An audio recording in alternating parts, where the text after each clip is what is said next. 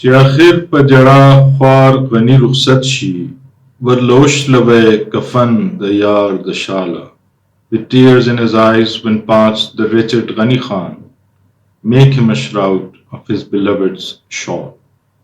On the eve of the spring 1996 breathed his last, the immortal bird of Pashto poetry, Ghani, never to sing any more of love and beauty, of truth and sweetness, but to leave his charm echo during all the springs which are to come. His passion, his tenderness, his sensuousness, and his sweetness shall continue to inspire all those who agree with Keats that beauty is truth, truth beauty. That is all ye know on earth, and that is all ye need to know.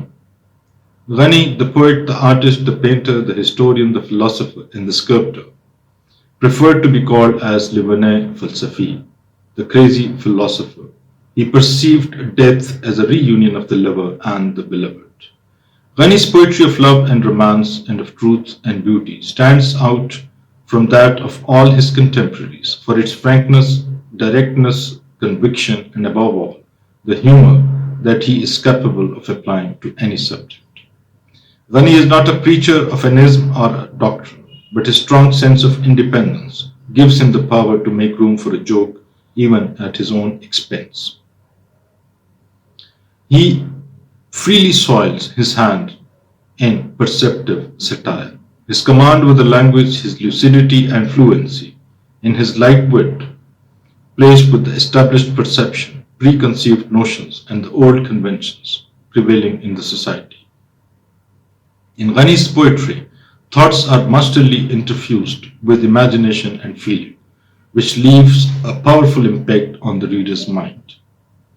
Though he does not write for the sake of form in his poetry, which is absolutely original in style and fashion, he is alive to the value of words. It is not the subject matter, but his diction which has to make adjustments to his scattered but well-defined thought patterns and mental processes. The circumstances attending him during all his life were far from favorable. He had the means to live in reasonable comfort, but his hypersensitivity, unforgettable accidents of personal life, and restless loving nature never let him live in peace. His overflowing unconscious makes him sing the songs of love and beauty. Love is never separated from beauty in his poetry, but unlike Keats, he does not perceive beauty to be everlasting. Mina hakikat husan saya the hakikatta, husan la zawal shta, mina nalari zawal. Love is truth and beauty is shadow. Love is immortal while beauty is not. Not that mere beauty he thinks to be inferior to the grandeur of love, but wisdom too he finds far lesser in status than of love. In his English poem, Wisdom and Love, which is included in his book, The Pathans, he gives the comparison.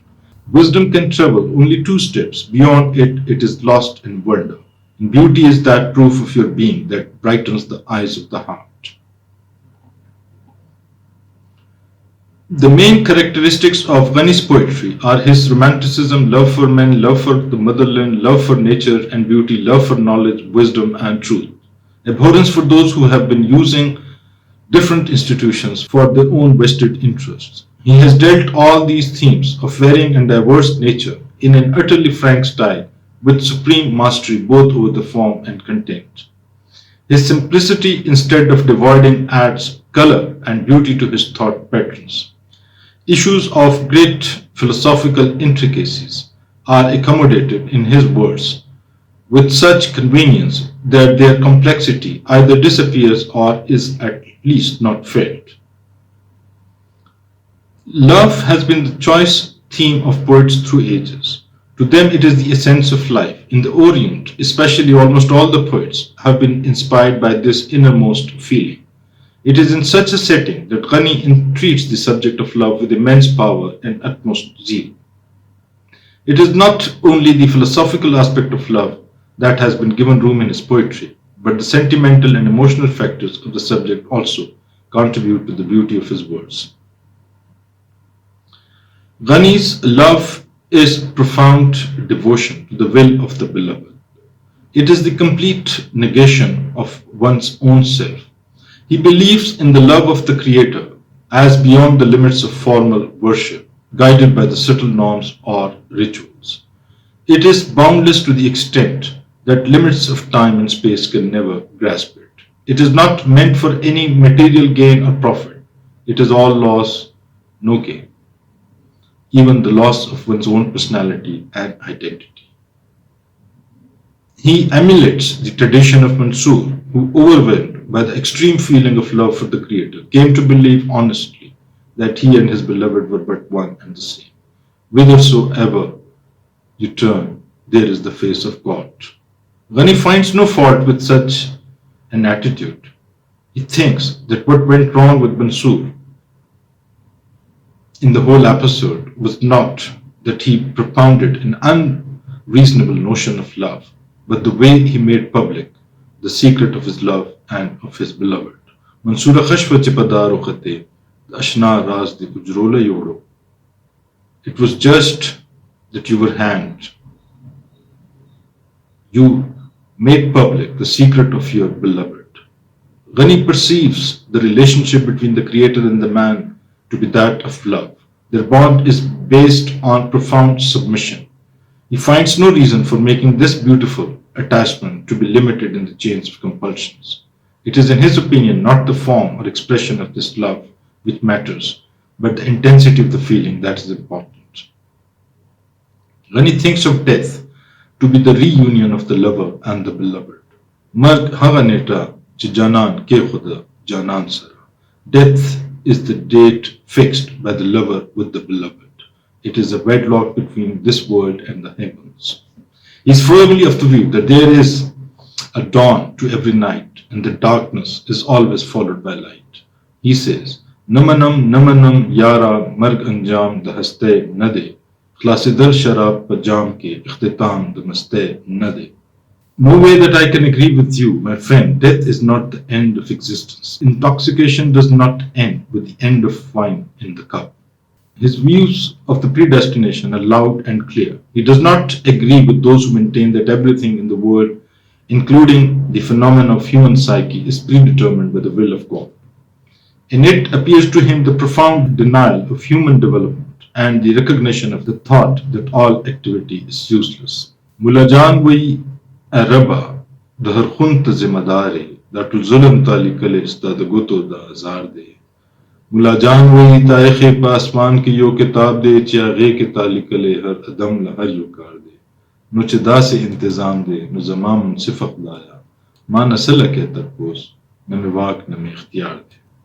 Ghani Khan is well acquainted with the joys of love. He dreams of the days of the past when he had the pleasure of his beloved's company with a nostalgic touch. The Visals Mazakaman Navisakale, Bafarak with the Azalavam Kushala.